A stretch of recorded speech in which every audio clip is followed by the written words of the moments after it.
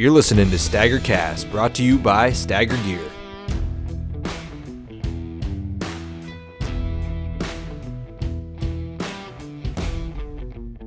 We are back. Welcome back to another episode of STAGR Cast. It's been a minute. This is going to be a little mix of everything in this episode. This is going to be a catch-up. This is going to be an actual episode of Deer Camp, a North of the Border report, everything rolled into one here. Yeah. Maybe. We don't know. We don't know. We're going to be out of practice. Don't expect perfection. Yeah, it's been a minute, which is why we wanted to get on here and talk to you guys. We just took a little break from the podcast and stuff there for a little while. We got through deer season. We did a couple there at the end of the year, kind of a year-end recap. And we just took a good month to take a breather on it, think of some new ideas, enjoy ourselves. And we're working on like a dozen-ish new things that are going to go into different sectors and in different purposes. Oh, you're talking product-wise? Everything, yeah. Yeah. So, like, there's a lot to do with that because a lot of it's 12 months in the making and testing. And then we had Yankee. Oh, yeah. We haven't been on here since Yankee. Yeah, we did the Yankee show. Had a good time up there. Yep. Great to see everybody, as always. That was good. That was a good time. I bailed on you day 3. I'm sorry. Yeah, it's all right. It happens. Day 3 wasn't crazy busy up there. Day 3 anyways. Definitely Saturday, midday, was the busiest day of those. I got into some cheese-filled pickles. How does that factor into the – did your 75 hard end that day? No, there's nothing pickles against 75 hard. There isn't? No, you can eat pickles. Oh, I thought you could. It's just very be part of the strict diet. plan. Yeah, no, pickle's not a cookie. Oh, Pickle's a pickle, man. That's a vegetable. That's a good point. When it's filled with a pound of cheese. Gelatinous vinegar pickle. I was fishing the other day with my buddy, and I had that cheese-filled pickles, and I was trying to slough them off on other people because nobody wanted them. And I finally got him to have a pickle, and I grabbed one, and I just put it in my mouth, and a crappie hit. So I'm sitting there with a 6-inch pickle in my mouth, trying to reel in a crappie. It was fucking stupid. And I burped that thing up for 8 hours after. It was horrific. But anyways, Here we are. Anyways, that was your takeaway from the Yankees. Stay away from the cheese-filled pickles. But no, we had a good time. And then the other day we went ice fishing together. Yep, first time I got out on the ice. You were kicking butt, dude. I was reeling them in. I had a good time. I got there late, but someone abandoned their hole, and I hopped in and started reeling. We had a little fun tournament that day, and I dominated. But Greggy won his buddy's fishing tournament there. Won the PPI. What was that stand for again? Punk's Tony Phil Invitational. That's right. Yeah. And it was fun. And then that morning, though, not that morning, the previous time I went, my jet sled flew out of the back of my truck. So if anybody finds a jet sled XL on I-91, I need it back. Was there any good stuff in it? That was all pimped out. It had rod holders. Was that the STAGR sleigh? No, the STAGR sleigh. Oh, okay. That's a set deer hunting one. That's the little one. That's your deer hunting sled. Yeah. Gotcha. But my XL, I haven't been the same man yet. That's a notorious sled, the STAGR sleigh. That thing's seen blood. And that one's only brought out in the instance of blood. Gotcha. So fair enough. So we've been busy. We've been really busy, and we apologize to you guys for not getting more podcasts out, but we're back now. Getting back on the horse, re-energized, and we will ready to roll. Full disclosure: we did record a podcast. We got through it, and we said, you know what, this thing sucks. Yeah, we're not gonna put out crap to you guys, just for the sake of putting it out. So if we got good stuff, we'll release it. And if we don't, we won't. So Yep. Shout out to Isaac for putting the podcast industry on his back here for the last month while everybody else has been taking a breather. He really has. Isaac and Morgan. It's been slim pickings. Yeah, it has been. But it's that time of year, though. It's like the deer season hangover. Everybody's kind of getting over it, getting past it, and just taking a breather from it, which we did. For sure. No, we're back now, though. We're excited. And we got a lot of cool things in the works for this year. So very excited for 2025. Going to be a good year, and thanks to all you guys. So yeah. So what else you got, Greggy? I know we got somebody that's calling in here. I think it's my doctor's calling in. Oh, you got a doctor's appointment today? I got a doctor's appointment today, and I'm telehealth. Yeah, we're gonna live stream the doctor visit right here. I appreciate that you would transparency, bring me into right? that. Transparency. Is everything That's okay? all everybody wants is transparency. Are you healthy? Oh, I'm healthy. I'm healthy. But I got a doctor's appointment. Anyways, that's coming up here. That's coming up. Well, we like we said, we've been getting tons of new products in, testing them out, and yes, no, maybe on some of the stuff. And it's really super exciting. Before you know it, we'll blink and it'll be time for hunt stock. And it's going to be here soon, and that's a discussion you and I could have about hunt stock this year. Is how we're going to staff it. I got a wedding that weekend. Yeah, I got my buddy on Matt that Saturday. committed. Yep. Is M committed? Yep, she's in. You're in. I'm in. We got a few Ansel's other guys. willing to do whatever we need. I'm gonna leave the helm. I'm gonna leave it to you. You're giving me the Yeah, you got the keys to the boat. flash Are sale. you gonna carry the boat? I'm going to lug the boat. Who's going to carry the logs? As soon as you leave, I'm, yeah, buddy. Yeah, 50% off. You'll come back. Well, I'll be all packed up. We sold Everything everything. gone. Everything's gone. Trailer's empty. Yeah, but we'll probably do an Airbnb like we did last time. Yeah, we'll probably do the same place. That was a big place there last year. Yeah. Interesting. That wasn't it. Did we ever talk about that? Yeah, we did talk about that. That was a good place. It was a good place. It was an Yeah. interesting place. They had a lot of rules, but Very strict rules about what you could do when you're there and stuff. But we had to keep Ansel on a short leash. yeah, that's true. He's the main culprit. He's in this year though. He's he's really like handy for setup, takedown. Oh, he's wicked. He's a handy man. Should we have him make some more cornhole boards this year? That was pretty Yeah, popular. we probably should do a couple sets this year. Yeah, he's been doing a lot of woodworking this year. He's got some fantastic stuff he's been working What's on. he been making? Last night he brought over like a can opener thing that was all red, white, and blue stars. He made a cross. He's doing the deer plaques. Mm-hmm. He's doing all sorts of like shit that you put plants in and stuff like that. So good. He's been bored this winter. Good. But we got a little ice fishing weekend coming up. Yep, we got an ice fishing weekend coming up, and we got some shanty shorts coming up. Shanty shorts, yeah, that was one of the plans that we talked about that last year, but we never really got around to it because the ice conditions were so bad last year. Yeah, we just lock into the shanty, get the heater going, and then just talk deer hunting in there while we're yanking some perch or something. Get some brews going.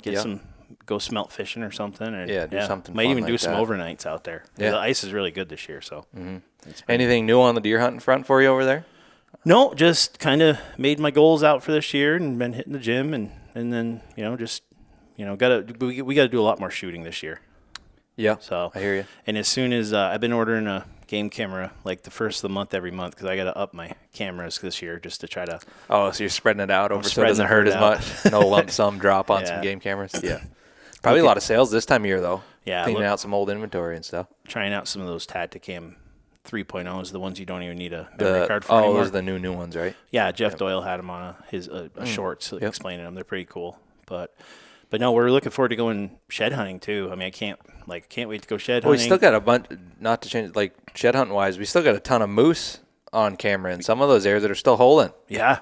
It's been crazy this year. Weird. It's like some dropped super early and then some are still holding the crazy, which I guess probably does every year. Maybe we're just seeing it more. Yeah, that picture I put on my Instagram was actually your picture, and that was not like a couple weeks ago. That was only a couple weeks ago, and he was big old bull still holding. And then Brownville, a lot of bucks still holding on that too. I haven't been watching as much lately. They're still a lot holding. of the rackers have lost them in the last week or so, but there's Small still some bucks small holding. ones holding. Yeah. And then I had a New Hampshire one the other day with three bucks with horns. Yeah, they were fighting, bumping heads. You put that on Instagram, right?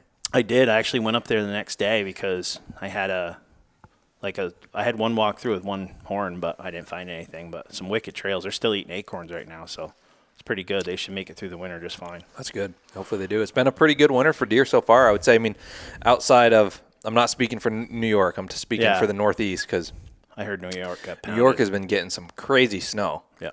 But it's weird how, I feel like when it comes to wintering for deer and stuff, it seems like Vermont, New Hampshire, and Maine are connected. Really, as far they as are.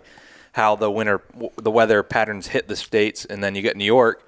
That's what you go 3 hours west of us, 2.5 hours west of us, and you got snow up to their shoulders. Yeah. It's crazy how the difference. Is that like lake effect from the Great Lakes, or what is that? So it comes right off of Lake Ontario. And just the way the weather patterns have been this year, they've just been getting pounded with snow over there. Wow. And I'm sure do they allow feeding over there in New York? I would have to look at that. Boy, I doubt it. I don't want to speak out of school here, but They don't allow much.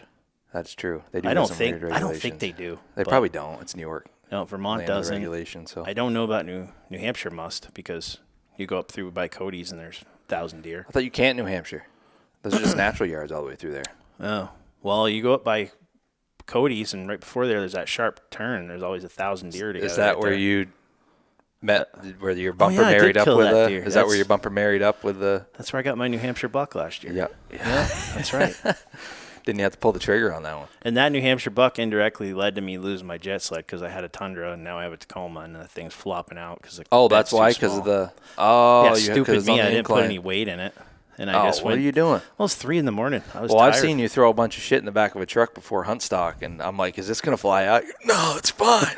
It's this big air catching tables and chairs. Don't follow Greg. If you see Greg's truck on the highway, stay clear. Give him 500 feet like a dump truck. I'm just a horrible driver to begin with. What are you talking about? Never looking at the road. I'm always gawking at You feel like you're pretty safe when I ride with you. I mean, we end up running over a bunch of animals, raccoons and squirrels and shit on accident, but it's the way she goes. Yeah, it's the way of the road. Huh. So I think should we I think my doctor's calling right now. Should we answer that here? We probably should, man. I'm worried about you. All right, let's answer that. Welcome to the show, our good friend, Guy in a tent. How you doing, buddy? Guy Latin. Here I am, baby. How you been, bud? Up here in Canada, eh? Up in the 51st state, up here, with the Timmy Tutu drinking, dart smoking, beaver tail eating wall Martians. Oh, I should say before we dive into this, any ad revenue that's generated from this, you're gonna have to pay us 25%. So. All right, let's see about that. Oh God, how you been, bud? Oh, I've been doing all right, fresh off a vasectomy. Oh my God. Good time to do it in the Yes, off season. Dude, you're a warrior, man. You got that yesterday, and you're already back on the radio today?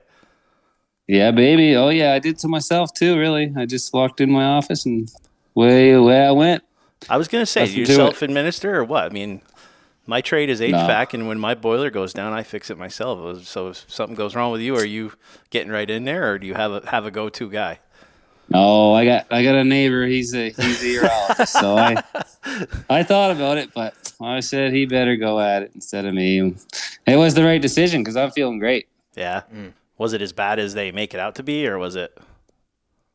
No, it was smooth, man. I've heard a lot of horror stories, and none of them were true. It was a joke. So I took one for the team. Yeah. My wife delivered 2 babies. I figured that's the least I could do. Oh man, that's fair. My dad's generation, they're probably shaking their heads at us right now talking about this, but those people that didn't grow up with color TVs and stuff, they don't know what we're talking about. But yeah, chivalry was chivalry, right?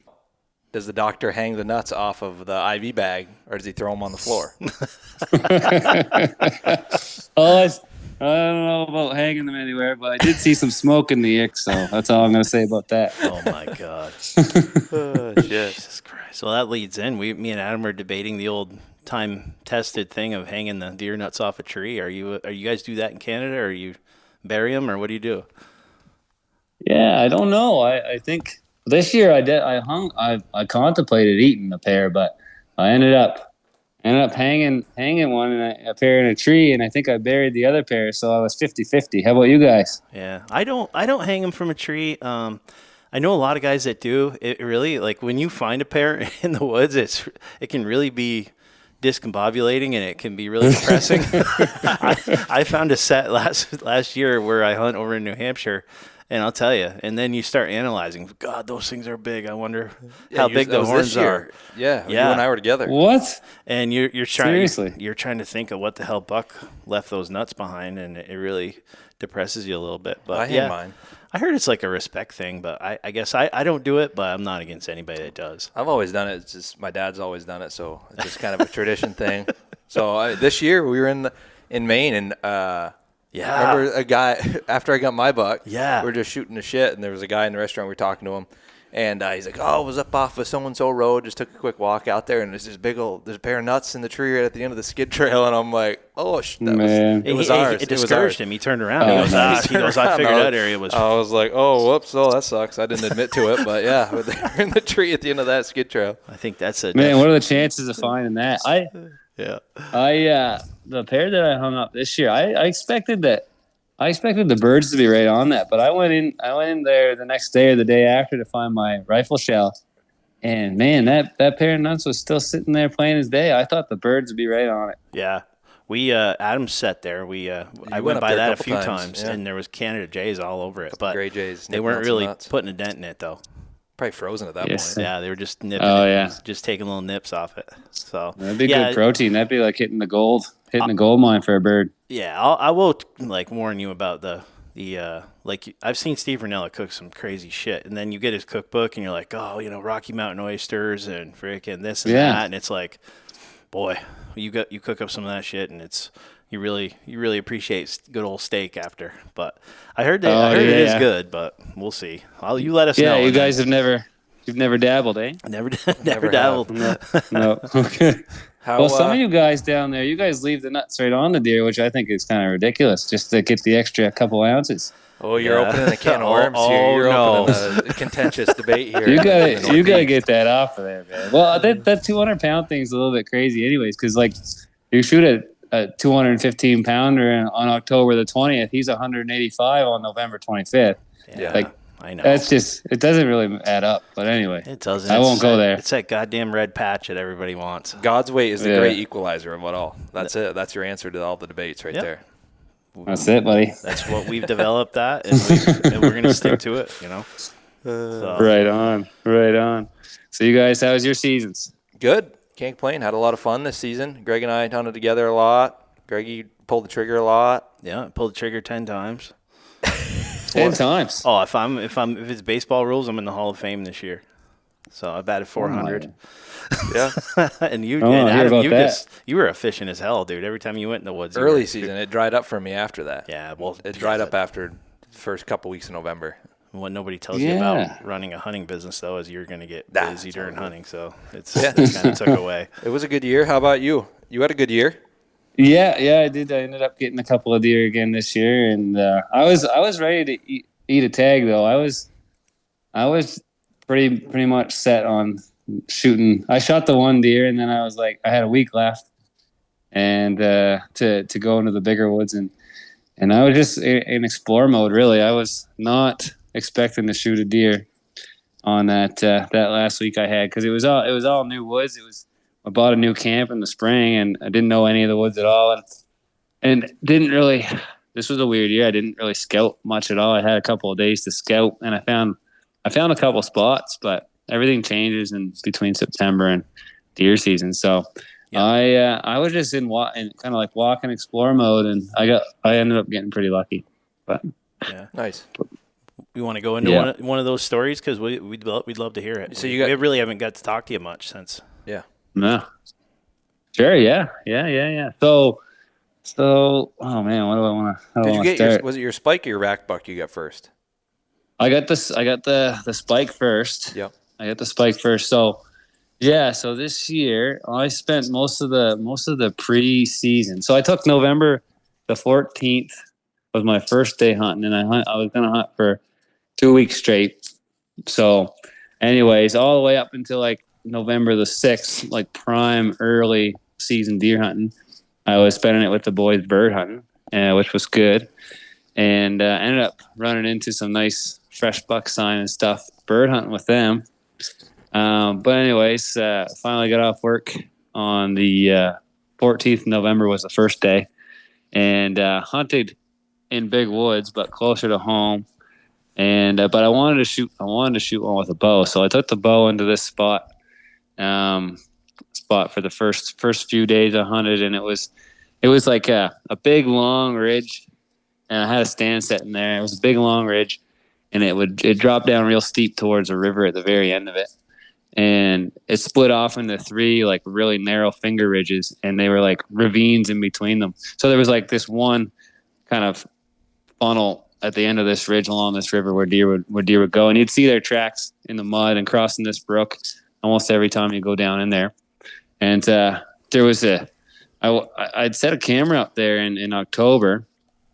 I only had like 4 cameras out all year, all in, which is not normal for me. Normally I got a pile. But anyways, I ended up catching this nice 10-point buck that was in there the year before too, crossing the brook late October. So I said, well, I'm gonna go there and see if I can't get him, But anyway, so I sat in there November 14th, and I was gonna sit all day, but at like 1 o'clock, I was like, I got a load of wood in the back of the truck. I should drive it out to the camp, get ready for next week at the camp, because I was gonna go out to the camp and spend the week and hunt. And so at 1 o'clock, I got out of there, and walked out and got to the truck and drove an hour and a half to the camp and piled wood. And then next thing, well, of course, on the way out there, the camera I had down in there was a cell cam. Anyways, and so of course on the way out there, this beautiful, nice 8-pointer walks right into the shooting lane. On the first day, I was sitting there. He walked right through there at 1:30 or 2 o'clock in the afternoon. And I said, "Oh, isn't that the way it goes? Isn't that the way it goes?" But yeah. Anyways, I kept piling wood. I enjoyed the afternoon. I went back in there for the next 5 days straight. Didn't see one deer, and and so, and I was doing all day sits. And you guys know how it was this year. It was like, it was blowing a gale. It was raining. It was miserable. Yeah, for sure. Oh man, yeah. So it was brutal. I see 2 coyotes almost every morning run right down that ridge and up the other side. And I ended up seeing a couple of bobcats down in there too. So, and no deer until the, I think the 21st or the 22nd, I walked in there and got up into the tree there. And no sooner did I get up than 3 deer walked right under me. It was, a doe, 2 does and a fawn, and they didn't know I was there, and they walked right down through. And then around 4:30 that evening, I see tails going off on the other ridge, and I had my rifle in there at this point because I was just getting ready to. I just wanted to eat some deer. Yep. So I saw 2 tails on the other side of the ridge, and they disappeared. And I grunted a couple of times, and then down through the alders on the edge of the river there, and I could just see a deer moving. And there's a scrape. It was like this flat at the bottom of the ridge before the river. It was alders, and there was a couple of big alder trees that they were laying a scrape underneath, which is weird to see a scrape under an alder. But anyway, yep. So I could see that one. There was one deer down in there, and he stopped, and I couldn't see anything of him except for his front shoulder and his back and his hind quarter. And I could see him. I could see that front shoulder was pawing that scrape out. So I was like, "That's a big bastard." I'm gonna. Anyway, so I put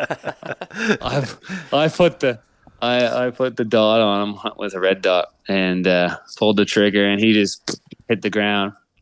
And so I dropped the gun down off the stand with the rope and walked down there, and just like a kid in a candy store, didn't really know what I had down on the ground, just imagining what I might have to walk up to. And I walked up, and there's that spike horn. He's laying down, just as pretty as could be, looking right at me, his head straight up. And I walked up to him, and I was just getting ready to put him away, and he got up and he jumped and he took off. Oh, and he had a big hole in his upper back, but not through this. I don't think it was through the spine, anyways, in his rear quarter.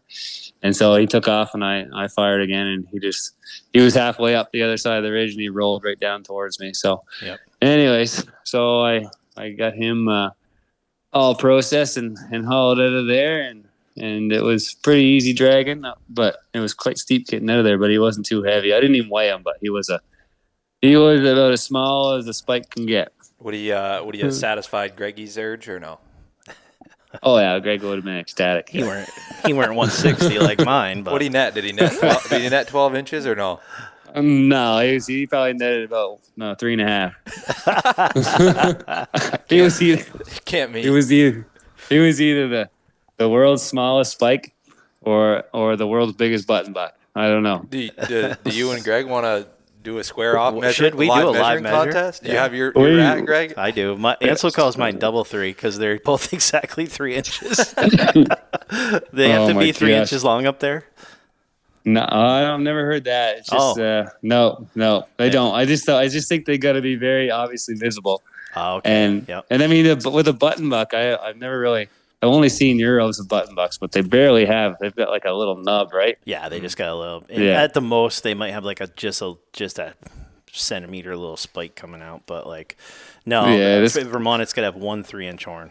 So. Oh, okay. Yeah. And if you fold a dollar in half, it's 3 inches. Yeah. So if anybody ever doesn't want to take tape measure in the woods, that's our. Of course you know. We've taken a dollar bill out a couple times, and that's an old Ansel trick.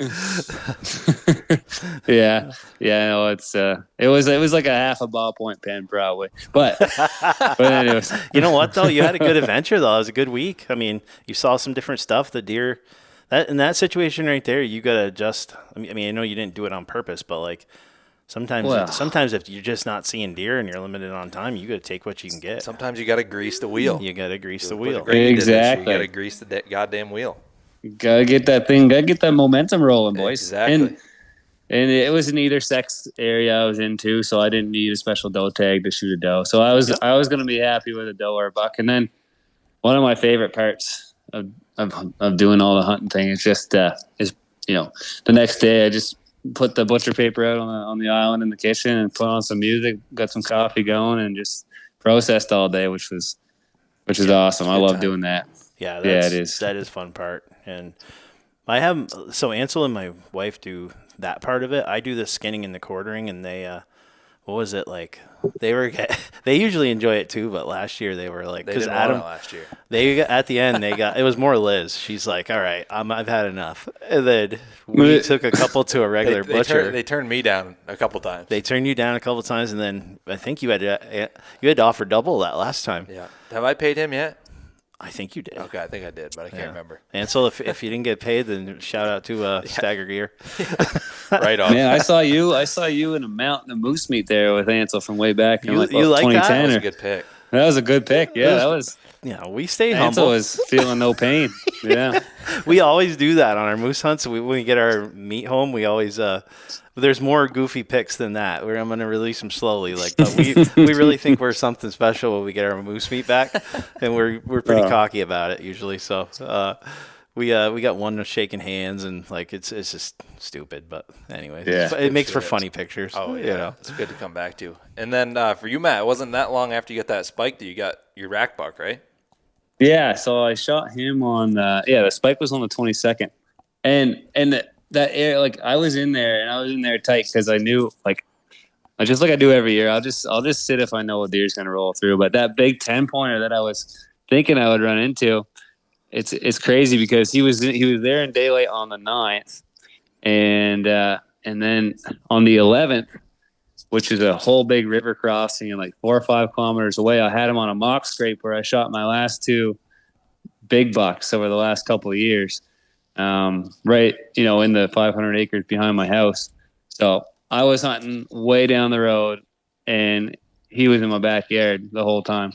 Wow. So, and not my backyard, but in that big piece in behind my house there. So anyways, yeah, he was on a mock scrape in daylight on the 11th and on the 18th, just loving life. And there was a couple other nice deer in there too, but I didn't hunt there this year. But yeah, so I shot him on the 22nd.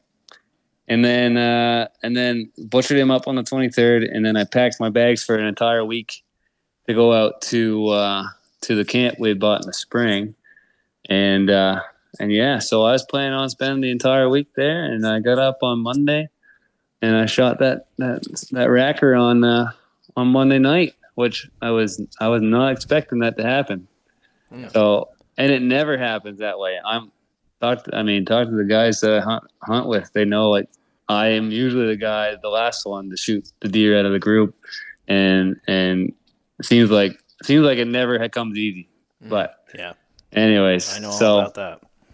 Yeah, it's like, and it sucks because, well, it doesn't suck, but you know how the Instagram is. Everybody's shooting deer except for you. Oh yeah. In deer season, everybody's getting them. Adam goes out every time he goes out. Every time he posts a story, he's got a deer at the end of it. Same with Isaac and Connor. Oh yeah, you guys are just like deer whisperers, and I'm just thinking, man, this doesn't even make sense. But it really doesn't. No, it does. I mean, it's just some years it's your year, and some years it's you just got to work and grind for it. And I feel worse for like my wife in years like that. Like especially last year, she was great. I was just gone. Hunting, and just couldn't make it happen. But it's hard. And then so I'm glad you had a easier one for once as far as like getting it done the first day.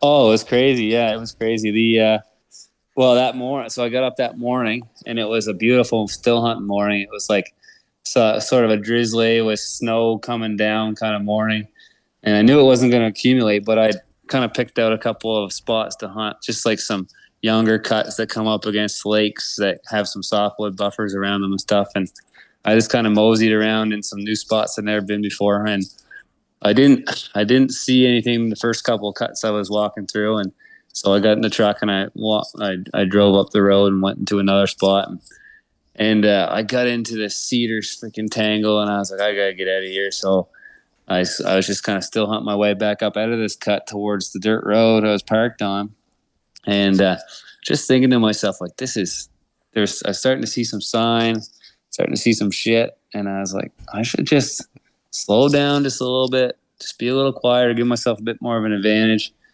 And as soon as I thought those thoughts, usually I just heard the thump of two deer getting up.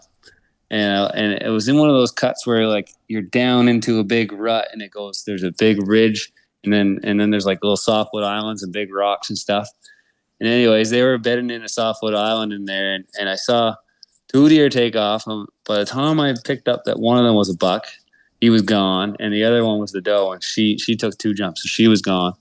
So there's a rack buck there. I jumped right up, and I waited probably 20 minutes, 30 minutes, and he never went back to her, and I kind of ran out of patience, and I went up there and investigated and seen where they were laying down and stuff like that, and I kind of stayed there and called around and whatnot for another hour or so, and I was getting pretty wet, so it was like lunchtime, so I got back in the truck, and I went back to the camp, and I thought I'd probably come back in there tomorrow, the next day, and so I got some new dry clothes on and headed up to a new spot that I'd scouted in September.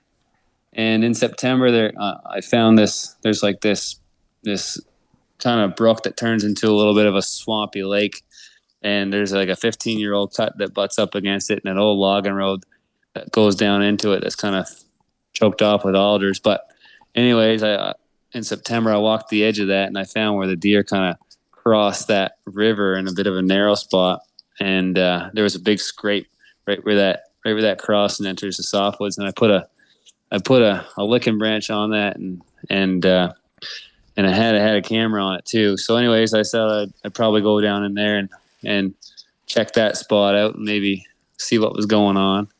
So I walked down in there, probably got in there around 2:00. Just eased my way in, and on that like old log road choked with alders, I could see there was a nice mature buck track in that, not too old. So I said, okay, well, there's a buck in here, and then I eased off of that into the edge of that old 15-year-old cut, and I could see that there was some shit and some doe sign, that there was some doe beds and stuff in there too. So I made my way down to that scrape I was just talking about, and the thing was just black. So I knew that there is deer in there. I'm like, yep. I'm just gonna mess. I'm not gonna mess things up. I'm just gonna plunk down here and sit here until dark. It's only 3 hours or so till dark. So I just sat right down beside that scrape, and it started to get pretty cold and stuff. But I just pulled out a bag of cashews and started chomping on them. and I wish I'd had my camera gear. Like I wish I had some. I did have a digital camera with me, but I wasn't set up with the GoPro yet at this point. Yep. I was later on, but anyways, I got that all ready to go for next year for sure. But anyways, at 4:30, we're almost right on the nose. I just heard this. I don't know. You guys know what the sound is, but when a deer gets up out of its bed, yep. Oh, yeah. It's just like a thump. It's like almost like you can't describe it, but you know what it is as soon as you hear it. And it was coming from like maybe 50 yards away up out of that cut, and it was dead still. It was dead still, so I could hear everything. And then as soon as he got up, he just started walking, and he walked right towards me. And I was like, okay, here comes a deer.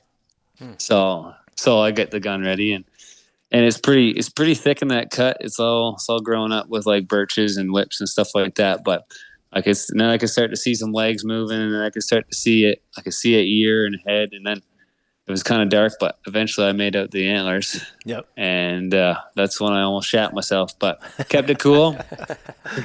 kept it cool. And it's almost like you have too much time when that's going on. You start to get a little nervous. Yeah. But sure. as soon as I knew he was a buck, and as soon as he gave me enough of his neck, and he got to within not even maybe 20 yards of me. Oh wow. And I moved my leg just to get more, like a bit more ready for the shot, and that bag of cashews, that Ziploc bag, made a little rustling sound. He stopped. Oh no. And then but I couldn't see enough of his neck yet to shoot. I wasn't comfortable yet. I could just see more of his head and a piece of his neck. But anyways, he stopped for maybe 5 seconds, just froze, and then he kept walking along.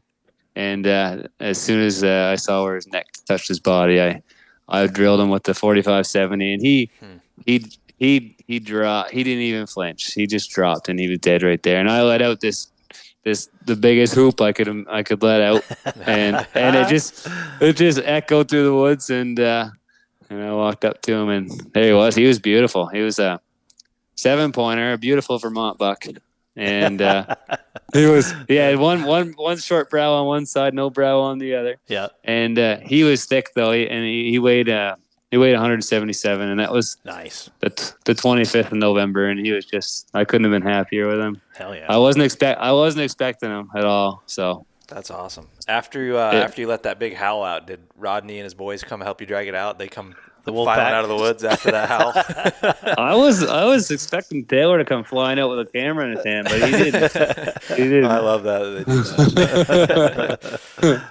You have a better chance of bubbles coming up through on that neck of the woods up there. Oh my gosh! Yeah, somebody. It would have been nice to have a little bit of help to drag him out, but that's awesome. It was. Yeah, so that was good, but I was kind of sad because I was ready to go for the whole week, and I didn't get a chance to learn the woods that well, and that was my plan. Just this is going to be a learning year in that new area. Yeah, but I'll have to put a pile of scouting in this year. I have big plans to put more scouting in there this year. So yeah. So how was it having to camp this year? I mean, can you describe your camp a little bit and like what was it feeling like having your own camp to go back to at the end of the day? Yeah, it was weird. It was weird. I'm used to. I'd almost rather have a little canvas tent, to be honest. But really, yeah. It just feels more like a hunting camp vibe. But it was originally made as like a boat shed, somewhere to store boats on the side of a lake. Oh, nice. And it's like a 12 by maybe 26. Like rectangular camp with a wood stove. It's just a little thing then. Yeah. It's got I got like a main bed, and like a bunk bedroom for the boys, and yeah, just like a little kitchen. But there's no running water or anything like that. After we shut her down in October, and but I got one of those little battery powered portable showers. Yep. Oh, yep. And I just heat up some water in a big lobster pot on a propane burner, and I had a nice shower on Sunday night, and then and I spent the night Monday night after I shot that deer, and I got so amped up and whatnot. I ended up drinking some coffee and Bailey's, and I could not, and calling around and calling to people and talking to people, and I could not get to sleep. So the last thing I remember that night, it would have been like 3:00 on Tuesday morning. We got a little DVD player out there and a little TV hooked up to it.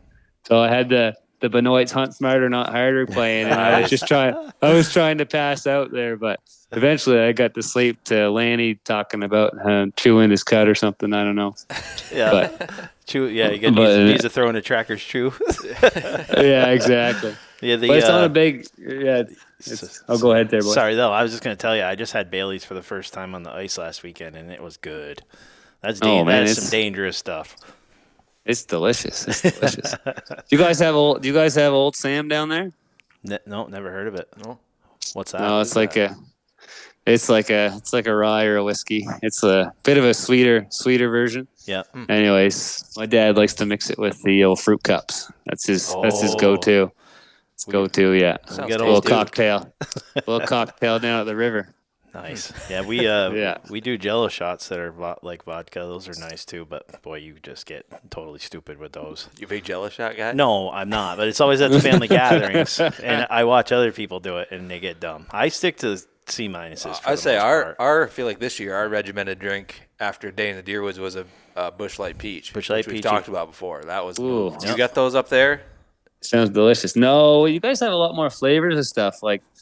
We don't have all that variety up here. We can't can't get a Busch Light Peach in Vermont. We have to go down to like Massachusetts or New Hampshire or over to New York to get a Busch Light Peach. For some reason, Vermont gets excluded from it, but those hipster states. Yeah, true. Too many IPAs pouring around.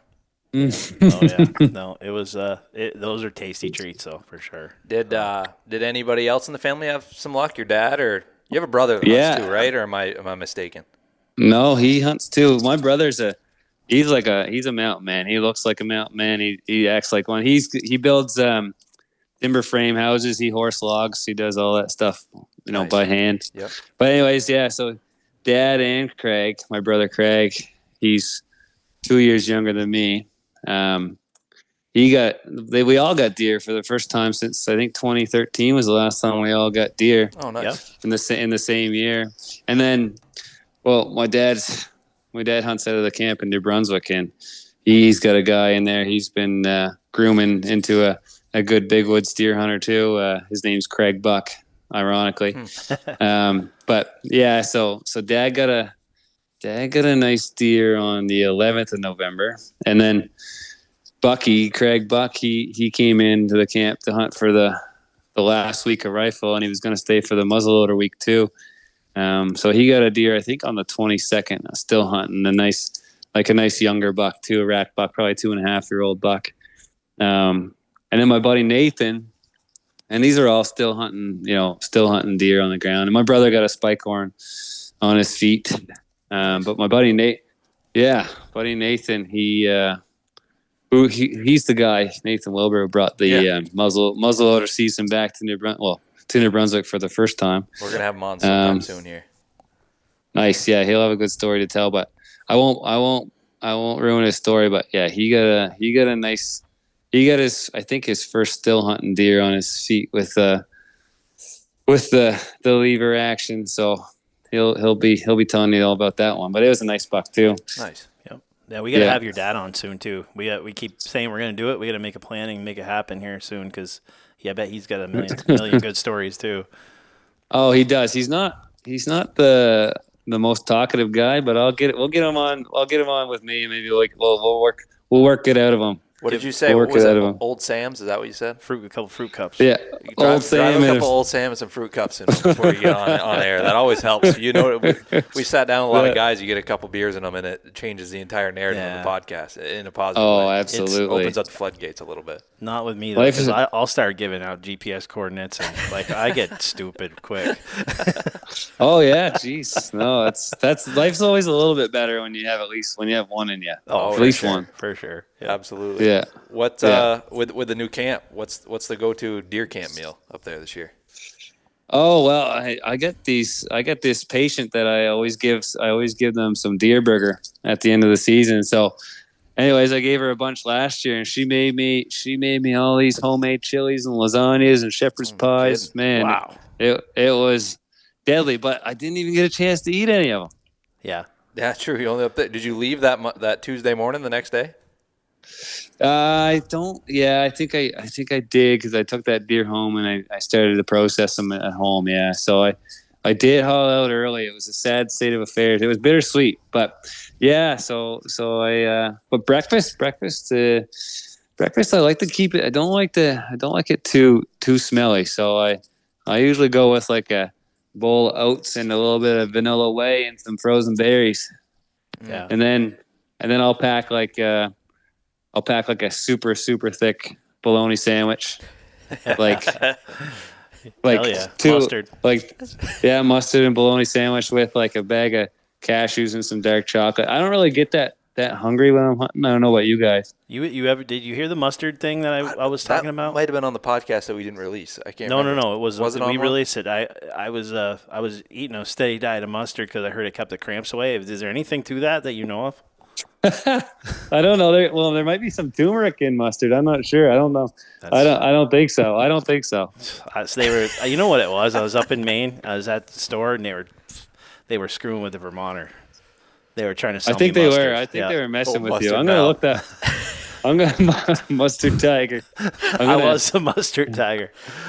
Stop looking at my gut. I'm going to look into that one. I don't know. I've definitely called people. I've called out some BS on people before for that, but then it turns out to be true. So I don't do that anymore. Oh God! Nothing else. You got some salt in it, I guess. Yeah, a little sodium. Exactly. Yeah, a little salt, and it probably forces you to hydrate too. All that mustard in your mouth. Oh yeah. Force you to take a drink of water. Yeah. What you were talking about though, like being a little almost sad that you got the deer too quick. I know Adam you went through that in Maine a little bit. I was kind of bummed, but at the same time. It's so hard because like you got one guy in camp like me. I'm just trying to get it the hell over with. I've had plenty of experience. I'm ready to get a deer. The other guy's like, damn it, I didn't get enough of experience. So that's the whole camp dynamic, you know. I know. Oh man. But never be sad that you got one quick because boy, struggles are coming. It does. It changes the dynamic coming. of the season. Yeah. It does for sure. Like Garrett was saying, like I got mine the first week, but I still came up twice after that back to camp just to be, in the deer camp, atmosphere and trying to help Greg get a deer up there and just being a part of it. We just have a good time. So well, Jesus, dude, you Sorry, led Greg, me to a doe. We tracked a doe and to completion in like 10 minutes. Like so, he took me out freaking tracking and. I was like, Jesus Christ! I mean, he's got to go with me every time. That was just like, this shithole where we were, though. Yeah. Oh man, that's not easy to do. No. But I stopped being sad because then I found out about this bonus tag I could get. So I ended up getting a third tag. Ooh. Yeah, and I ended up having 1.5 days on snow that I ended up tracking, and I did get some tracking footage on a GoPro. Nice. So I'll send that to you guys. But good stuff. But I didn't end up. Oh my God! I got on this one track, this beautiful big old track, and parked the truck on the road, and he went into a cut on one side of the road. Then he crossed back over the same road. So I looked at my truck once. Then he went to the other side. I looked at my truck twice. Crossed it again. Third time I looked at my truck. And then the fourth time I looked at my truck, and he led me to some guy's bait pile. I forgot you guys can all bait up there.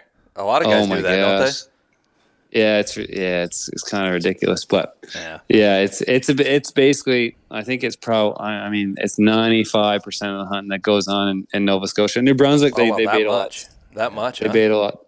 No one knows how to hunt. Well, I'm not going to say this, but not a lot of people know what hunting actually is in the province. Is like there are a select few people who choose not to bait and to hunt like you guys hunt. Yeah, interesting. And you have to make that choice because I think it's way easier to put out bait and wait for something to happen. Yeah, oh, absolutely. It's still not guaranteed, but yeah, we go up hunting with you this year though, just for footage sake. You and Adam go do your thing. I'm gonna dress up like a corn cob. I'm gonna lay right in the pile, and I'm gonna have a point blank shot just for the footage, not because I want to bait. But perfect. Yeah, no, that is, and then they probably get mad if you like track a deer by them too. It's like, I tracked. Yeah. Oh my gosh, I tracked them right into there, and you should have seen like the talk about a barnyard. Like you've never seen anything like it. It was crazy, and you could do loops, and I did loops and loops and loops, and I still could not escape it. There was like deer tracks everywhere. Wow. Around this bait pile, and there's no bait left. This guy had no, and there was a cell camera on it too. So I'm like just waving to this guy's camera. Yeah. It just didn't feel right. So I got out of there. Yeah. Boy, deer can make a lot of tracks in a big hurry too. I know. It's just crazy. I know. So. It is. Yeah. People think, tracking's easy. You just follow the deer and shoot it. Well, they've never been tracking in their life. Yeah. Getting into other tracks is honestly the most frustrating part for me. Sorting out tracks is the worst part. Absolutely. It's just constantly. It's frustrating. Happening. You feel so kills lucky. your vibe there, and when you get into your barn and you're like, son of a bitch. Yeah. Yeah. It's so nice. It's all going smooth.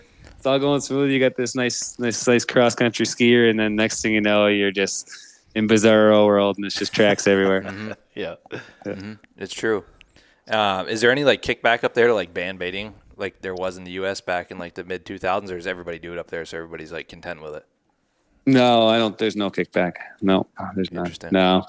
And I would say like if we started to get wind of like one of those communicable diseases like CWD or something, they probably would start talking about it. But I feel kind of hypocritical because I did bait for bear this year, and you can bait for bear.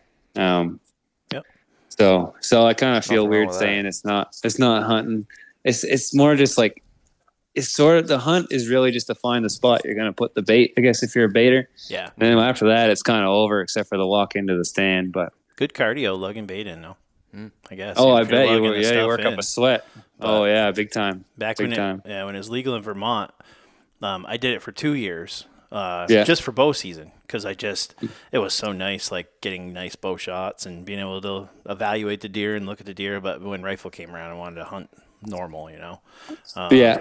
And then they outlawed it. So Could you bait during rifle back Yep, in the you day? could bait. You could all the bait way through. whole way through. I didn't know Yeah, if there but was not a any lot of people seasons. did it. I'd say it always seemed like people would bait for bow season, and then after that, it seemed like everybody was off doing And their own thing. they'd start again in muzzle. Yeah. Yeah. When they're putting on that feed bag in the late season. Oh yeah. Yeah. But And that's the thing. Like those deer, those big deer, a lot of those things, those giants, they get shot in like 6th of December to like the 12th of December. They don't even stand a chance. Coming to eat. no, They just want to eat. Yeah. Yeah. Like that's not even fair, really. But No, that's the same here with a lot of guys get their big bucks late in December, or first week of December, just because they're finally not covering 20 miles a day, and if you can get on a track, you got a really good chance to kill them. So, yeah, absolutely. Is the old golden pile of corn and apples, is that the go-to bait up there? Or do you guys do the hay bales and stuff like out Western Canada?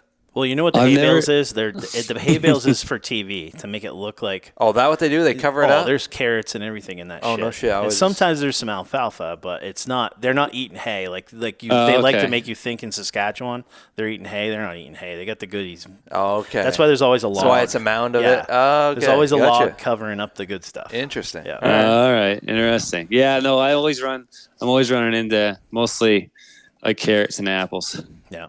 Yeah. I've never run into a corn pile yet, but I'm sure they're out there. Oh, yeah. Yeah. True. Yeah. Not to change the subject here, not to get political, but we were just talking before about Canada becoming the 51st state. And Yeah. if that happens, are you ready to start hating green platers when they start coming across the border over there to New Brunswick? How's that going to shake out? You gotta tell us about this. Well, yeah, I guess. Well, we were talking about that a few days ago, weren't we? Yeah, I think that that would change the dynamic for sure. That would change it. I think pretty much you guys would come up and invade New Brunswick and probably leave Nova Scotia alone, so I'd be all right. But we'd be the first a-holes up there. Oh yeah. I know, big time. You guys are like those annoying those annoying dogs that like you walk close to them and they'll snap at you and they won't stop snapping at you till you walk away. You just don't give up. You just you're just like those bird. You're just like bird dogs. Apparently, I don't know. Then when anybody says anything about us, what us? Yeah. What do you like? Honestly, you'd be all over it. What's You'd the be all vibe over up it. there with all this crazy shit going on with the tariffs and all that? Are people up in arms quite a bit about it, or is it just kind of everybody's wait and see?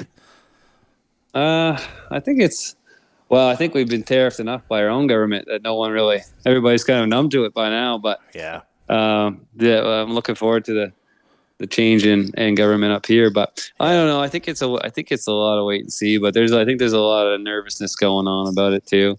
Yeah. I don't pay too much attention to that because I can't change it and it just stresses me out. So I try not to watch too much of it or listen to too much of it.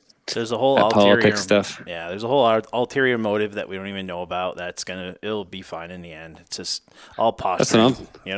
That's what I'm thinking. Yeah. That's what I'm hoping. Yeah. Yeah. For But sure. definitely gonna affect a lot of people. But we'll see, man. We'll see. It's dire straits up here for some people right now, with all the.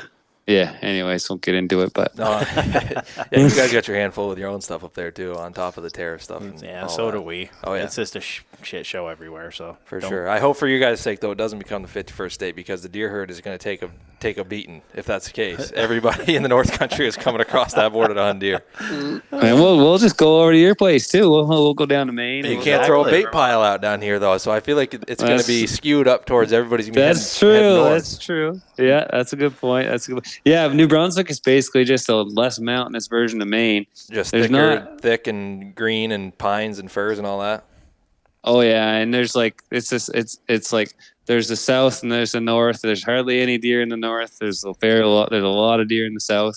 Yep. And yeah, like there's some desolate spots in New Brunswick. It sounds like when I talk probably that there's a lot of deer around, and there has been the last couple of years, but they're still in the big woods. It's still the same situation probably as it is down where you guys are. You still got to work for it pretty hard. Yep. Yep. Yeah, but you guys would terrorize it for sure. Oh yeah. Is there a ton of cutting up there or not really? Yeah. Oh man, A lot of cutting. It's the same. It's the same as Maine. Yeah. Yep. It's like when I first started going to my camp in the early '90s, like the landscape is like a desert compared to what it was then. It's just cuts everywhere. But I mean, that's been good. That's been good for the deer. But their old traditional wintering areas are pretty much decimated. Yeah. Is it open moose season up there for residents, or do you have to apply for a lottery like we do down here? Oh yeah, New Brunswick, the lottery. It's a lottery, and it's a 5-day season, and it's like probably the average is like 1 in every 15 years you might get a license. It's that rare, huh? I'm surprised with it seems like you guys have a ton of moose up there, and I mean, population wise compared to us down here, it seems like it's more spread out as far as people. And Yeah, exactly. Yeah, I think the moose population, they shot a lot of really nice bulls in New Brunswick this year, from what I saw. But yeah, it's pretty tough to get a license. It used to be a 3-day season, and that was like only changed like 10 or 12 years ago now. Maybe a little bit longer, but it was always like a Thursday, Friday, Saturday, and you get a license once every 20 years, 15 years. What province in like the eastern part of Canada has like the most moose in it? What province? Yeah. Maybe on. As far as like, Newfoundland's got a ton of moose. Ton of them. Yeah. Tons, and there's a pile of moose, and it's the only big game animal over there. So like it is pretty much you apply for a license, you'll get a license, and the season over there goes from early September to January. Yeah, and people party hunt too. They're not supposed to, but people shoot people's moose for them all the time. Yeah. Interesting. What's like the farthest up you can hunt whitetails in your part of the country up there? Like how far north can you go before it's like, all right, there's no deer here? I think you'd have to go up like northern Ontario, northern Quebec, somewhere. Way up there. So they're all the way up through, scattered all the way up through. I think they are. I'm not really sure about Quebec, but I know they do have deer. I'm just not sure how far up they go. Yeah, they're in all of Nova Scotia though, right? What's that? They're all in Nova Scotia though, right? Yeah. They're from tip to tip, including Cape Breton Island, and there's some big deer on Cape Breton Island. Yep. And then you got what's that little is it Anacostia? Is that little island up there in like the Gulf of the St. Lawrence? Yep. Right? Yep. Yeah, that's got a crazy amount of deer, but that's private essentially. Yeah, you gotta. Yeah, there's some sort of draw system or tag system up there too. Oh, really? Yeah. I think there is too. Yeah. You can go up there guided and kill two bucks, and there's deer with ribbons hung around their horns. They come right into camp and eat out of your hand. And I've heard from a lot of people that have hunted up there. I guess it's pretty cool. Seems cool. Ton of deer on that island. Yeah. It seems like. Back in the days back in like this like Samuel D. Champlain days, in the early days, it was full of polar bears, and every time the Europeans would land on the Anacostia Island, the polar bears would eat them on sight. I was reading really? Some old history books about that. Yeah, nobody ever landed on that island until the polar bears, disappeared. But oh shit, man! Yeah, but that was a long time ago. Little history right there for us. Just you know a your little stuff, nugget buddy. on us. I do research it. Yeah.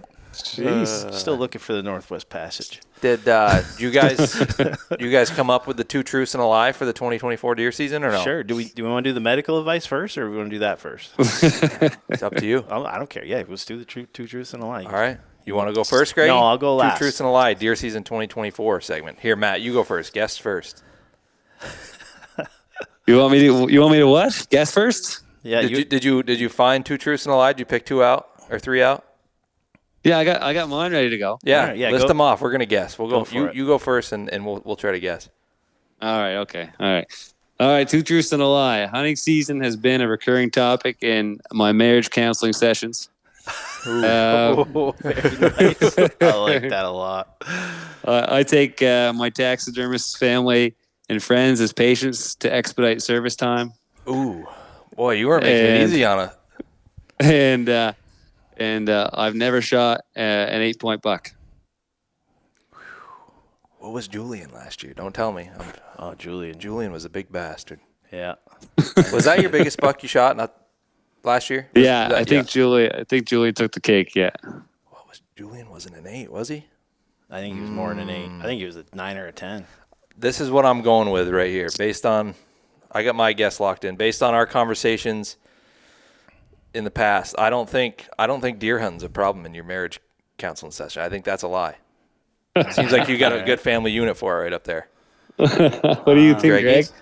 I'm gonna go ahead and agree with Adam because you just seem like a solid dude. I don't think she's happy. She's happy as hell. She ain't going anywhere. He got his balls in it for her, so something's hard. She's worth it. She's worth it. But no, it was I never shot an 8-pointer. Really? All my big deer, every mature deer I've ever shot's been a 9-pointer. Julian was a 9? It was a 9. Oh, he was. Yeah. And we've definitely had to get the calendar out months in advance for deer season.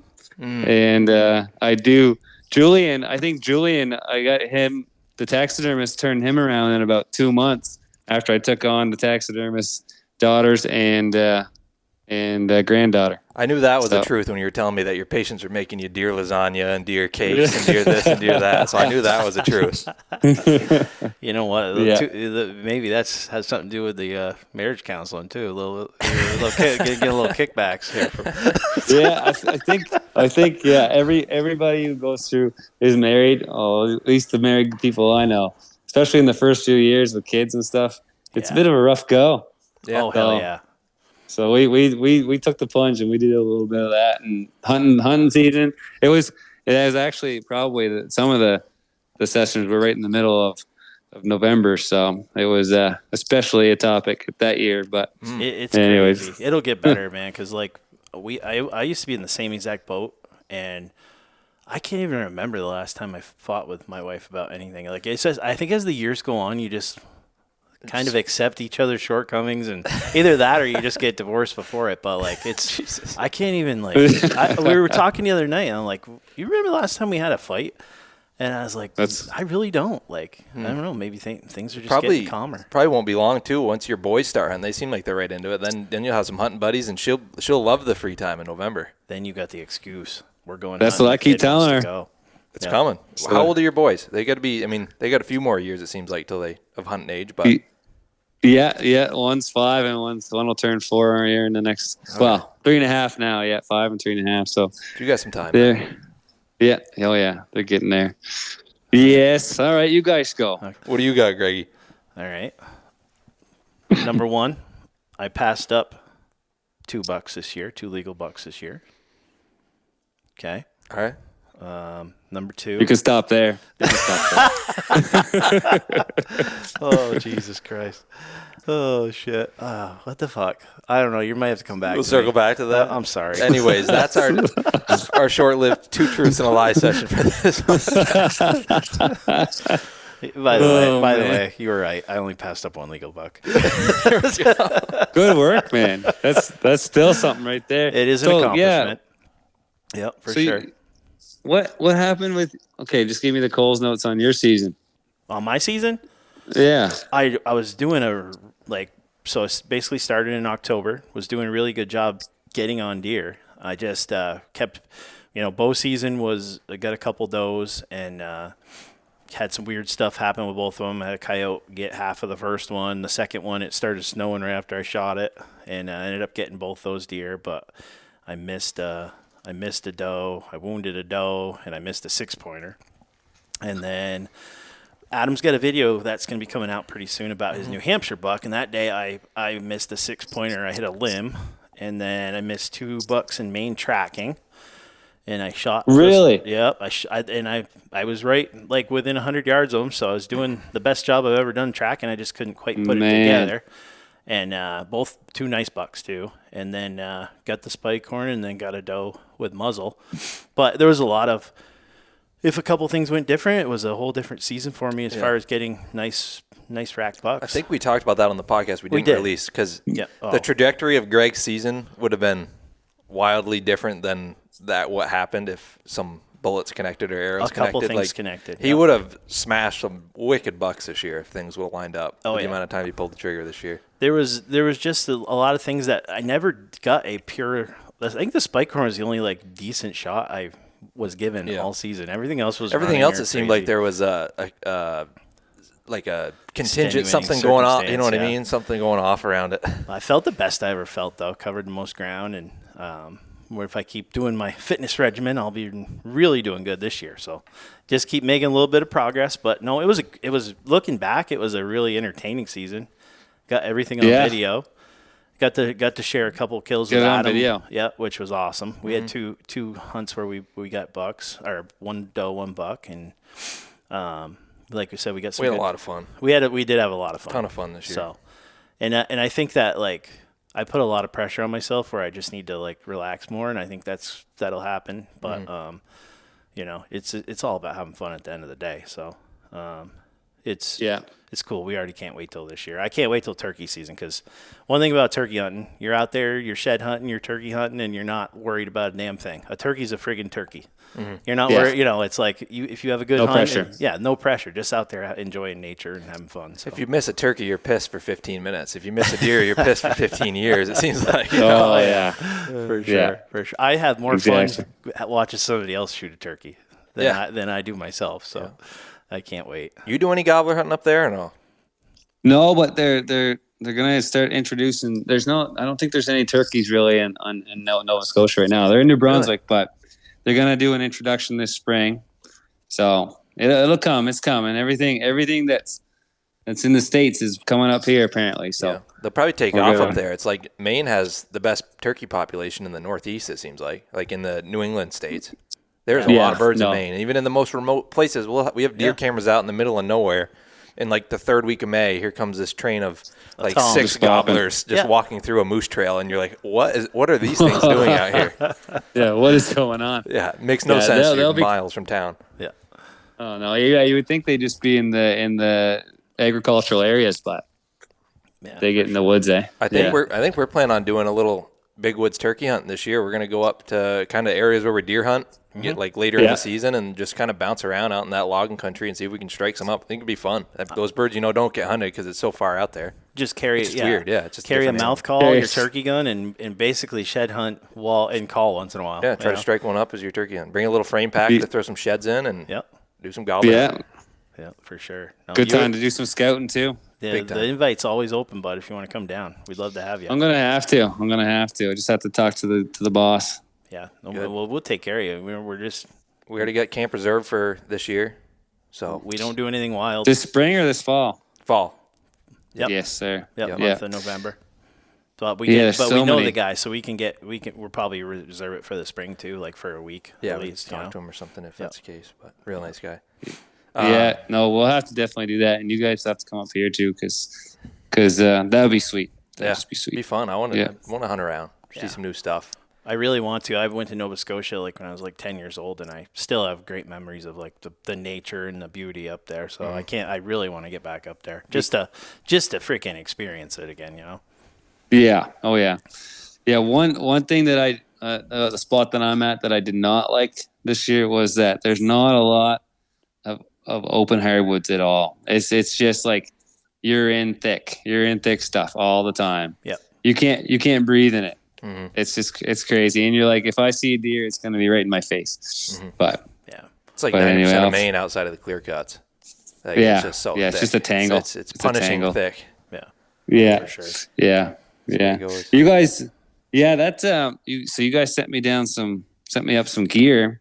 Oh yeah, and I appreciate that. I feel like I let you down. I didn't get enough footage this year, but I'll send you what I got. But anyways, that jacket. We didn't get you set up till it was late too. So it's our waiting fault. for shit to come in But I'm gonna get you. I'll still get you some good quality stuff. Anyways, and then this year I got everything ready to roll. So, but yeah, that jacket is. I gotta just say something. That thing is phenomenal. Fits you good.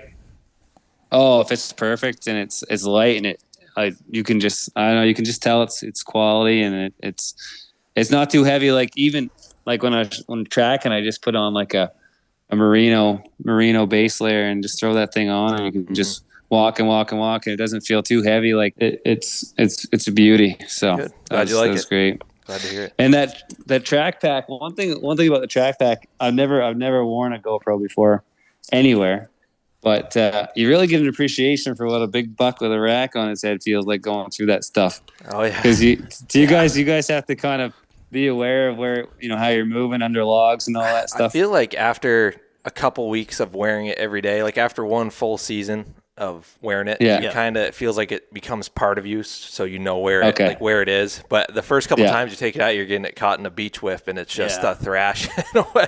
Yeah. It's nauseating. The first couple times you're like, "What am I doing filming?" It'll be blind rage. If you get caught in a winter beach, it's blind rage. Yeah. You want to fucking murder somebody. But I was, What am I? Yeah. we was What talking am I to even Travis doing? at the Yankee Classic. Yeah. And he does the same thing as us. Like, I'll be hiking Yeah, a he runs mountain track now, packs. and I'm ducking extra because I always feel like I have the track pack on my back even when I don't. Mm-hmm. So you like are compensating like crazy all the time now. Like even if you're not wearing Yeah. it. So Oh yeah. And that's as low Thinking- profile as we can make that, Oh, yeah. that arm, but you get used to it after a little while. It kind of moves It with your does. shoulder. You kind of dip with it. Yeah. yeah, for sure. Yeah. It does take some pretty sweet POV footage though. It's like just looking at the stuff that I got. It's pretty cool. Shoot first and film second though, because I'll tell you that cost me twice this year. Just But didn't you bump Super 7 this year? well, You walked right into him. Was that yep, him? I did. That wasn't. That was me stopping to shoot a want to partridge. get honest about that? Yeah, there you go. Get and into that it. was me not getting to the spot in time, and that was me smelling bad because he smelled okay. me. But yeah, that was 5 Okay. minutes behind on that. Thanks for bringing that up again. No, I'm just kidding. But no, that was a bad deal. That scrape owes me a nice buck. Was year. that the morning? So you stopped that morning to shoot a partridge out of a tree. Yes. 5 minutes behind Super 7. We were an hour getting there to begin with. So you're Hour way drive. behind getting in there. Yeah. Period, because the drive took longer. Yeah. You shot a partridge. I shot a partridge. Did you get the partridge at least? I got the partridge. All right, yeah, that's good. You had a little meat that day then. Got to the spot. It was Blew him out. blew him out. Sat in there. Doe came out. That's right. And then was after that when Jim was started just touching off in the parking lot up there? or Jim what? touched off. My dad touched off in the parking lot.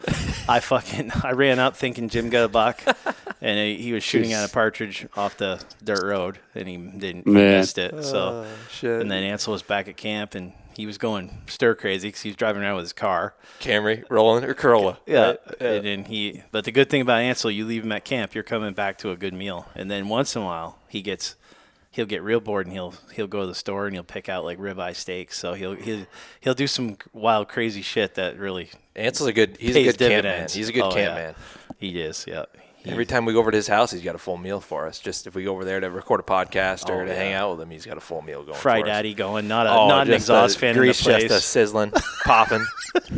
He's a good buddy to have. Yeah, Oh, yeah. he made me a spaghetti with venison meatballs last night. Nice. Got one from work, Oh, had man. that, and he's a good dude. Can't beat that. So We got No. one more section for you, Matt, and then we'll start wrapping it up. And based on your qualifications as a medical provider and a doctor, we need help. We're preemptively asking for help here, and this goes Okay. for the listeners. So we're thinking, we're like, what's the most common deer camp injuries? Deer season injuries, illnesses, yada yada, and how to deal with them. If Yeah. this stuff happens to you, what do you do?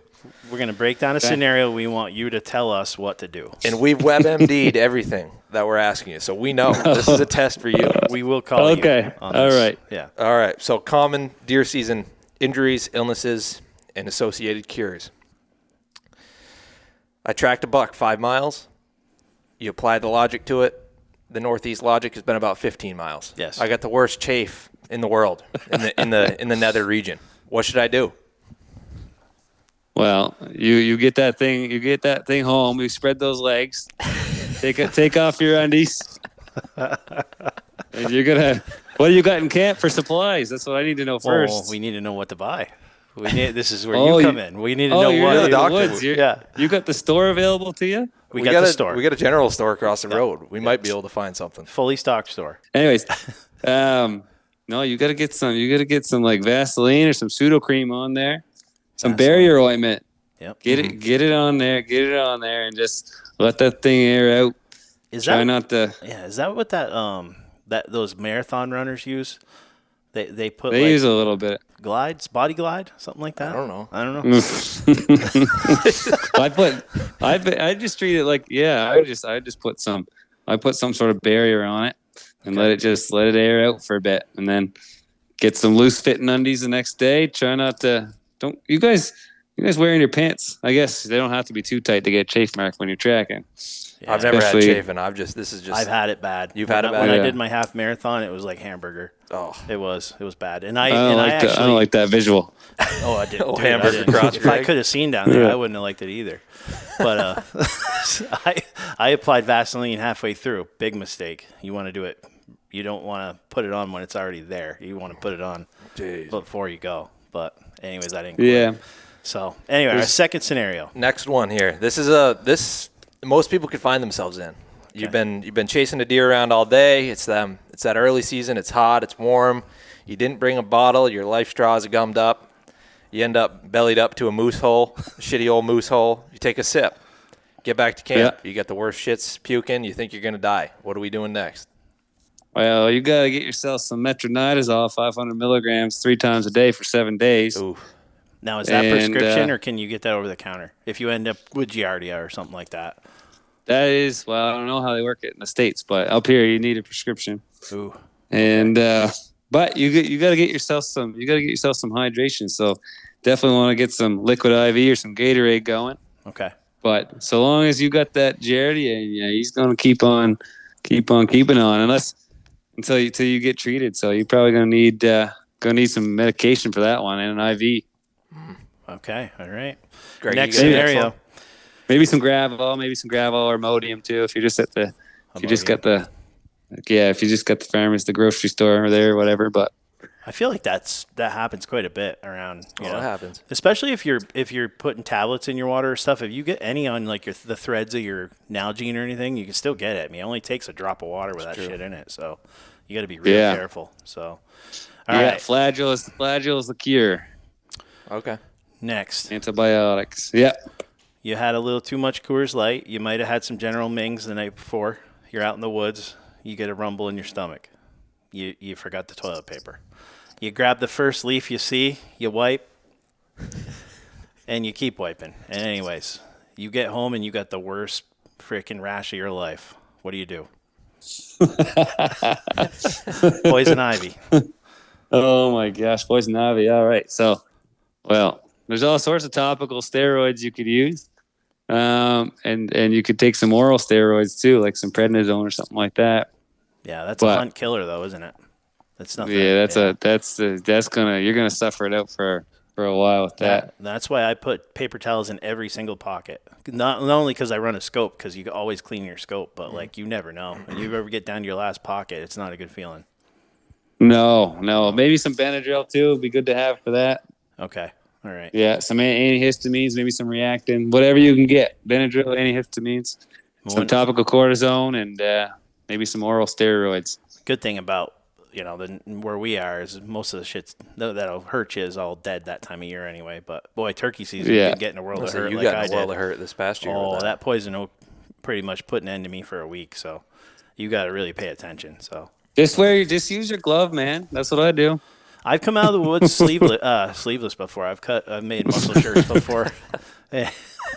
Oh man! Imagine if somebody saw me just like coming out with no sleeves, just like a stupid dumbass. Yeah. I remember 2013 year. I was hunting this big hardwood ridge, and there was this like 8-point buck that was in there. I knew he was in there, and he was running around in there all season. I was trying to get him as hard as I could. And one morning I walked in there and it just hit me. I was halfway down in there and I needed to go. And so right near a scrape that he was tending, I had to I couldn't help it. I had to take a dump. And so I did. And I wiped with my glove and I buried it. And the next day, my brother and I walked down in there and he took one path, I took the other anyways. And he shot that 8-pointer half an hour later, right by that shit pile. So Did you tell him? That doesn't bother him a bit. Well, you buried it. That's good. Yeah, that's a big part of it right there. Well, didn't Adam have the quote of the night last night? What'd you say? Hang your yeah. What was that? Hang your nuts and bury your shit. Hang the nuts and bury your shit. That's a good deer season right there. That's a T-shirt, man. Jeez. All right. I got one more here. I'm just trying to find it. You want me to say mine? Okay, you go one more. All I'll right, pull mine up. this is not for me because I'm happily married, but you're up. Oh, you're going with this one. You're You're up- speaking on behalf. Are you speaking on behalf of some young bucks that are some heading young out bucks, for? Okay, some I single know what one bucks. you're talking about. You're now. up in the Northwoods. You're up there for a week. You get frisky one night. You head down to the back strap bar and grill for a nice steak, and you end up one thing leads to another, and you find a soulmate. And things happen, and you're up in the woods the next day, and you go pee, and it burns like hell. But what do you do? You gotta get yourself some penicillin, boy. Now, is that over the counter?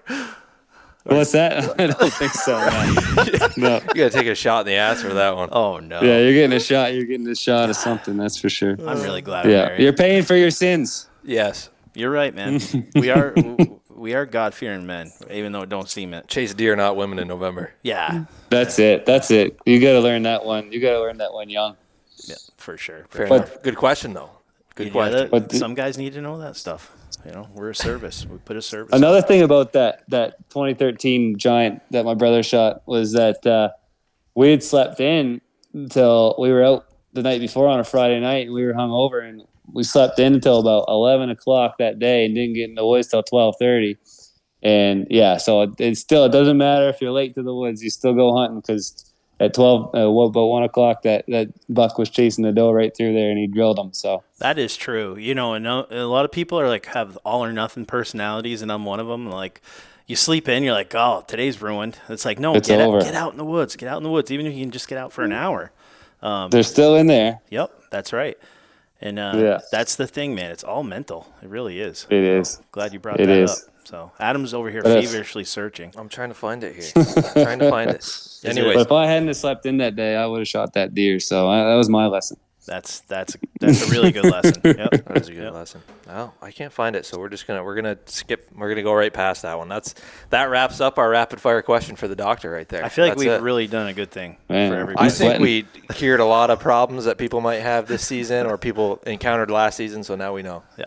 That's it. Basically, just stock up on a wide variety of antibiotics Yep. and use your gloves, not leaves. Fair enough. Now that the borders are tightening down, I'm not going to be able to get the Mexican prescription stuff by mail anymore. Mexican ephedra. Yeah. I need some Mexican ephedra so I can track. But if you tell your family doctor, do you guys have a family doctor? I don't even know. I've I've been a actually doctor in so long. my doctor is a sports doctor. I didn't realize. I didn't know I had a You go to a sports sports doctor. Well, I'm a bit of a golfer now. That's true. You know? Yeah, that's true. My club head speed's in the low 80s. Yeah, you could probably tell them you might be exposed to Giardia and you need a prescription. Just keep it in your truck. It's good for about 3 or 4 years, Oh, no kidding. Wow. without being used. So yeah, Okay. I yeah. didn't think about that.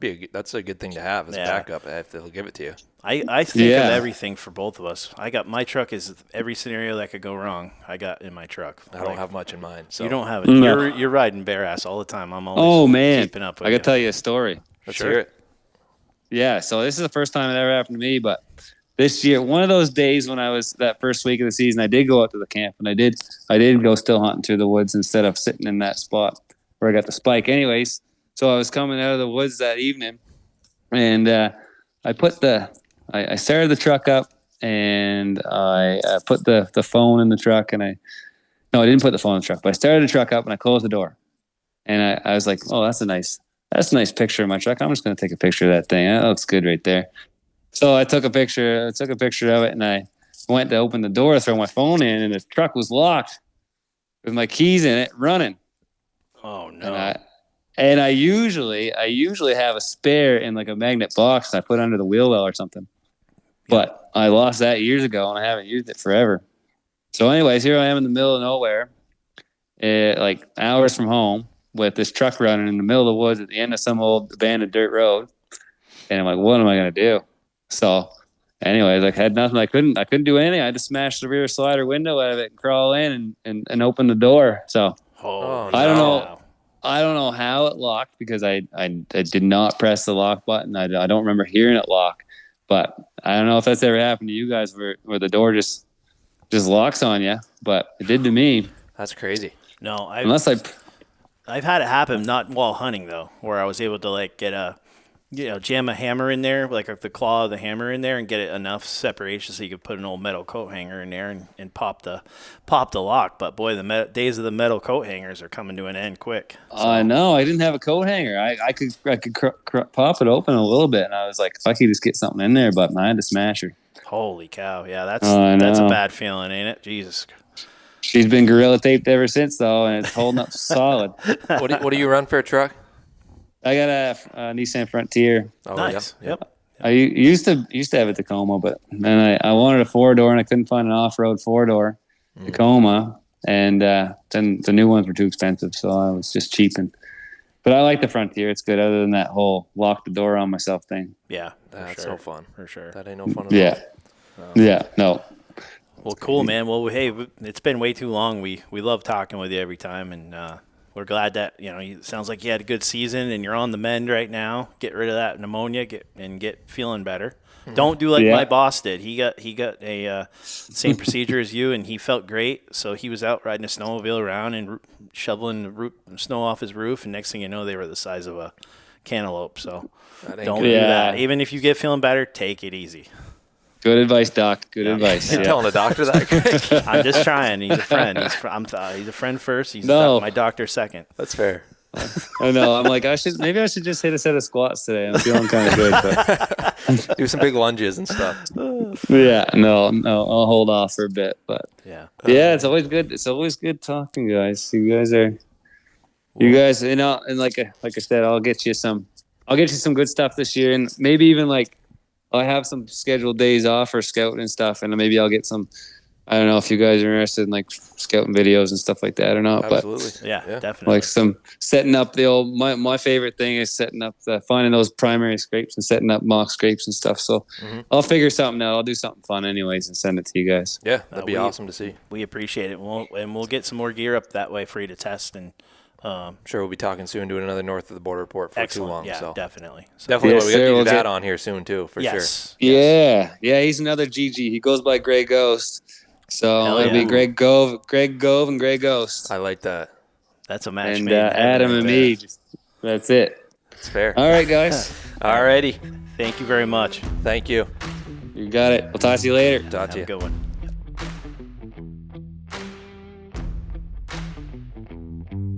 You're listening to STAGR Cast, brought to you by STAGR Gear.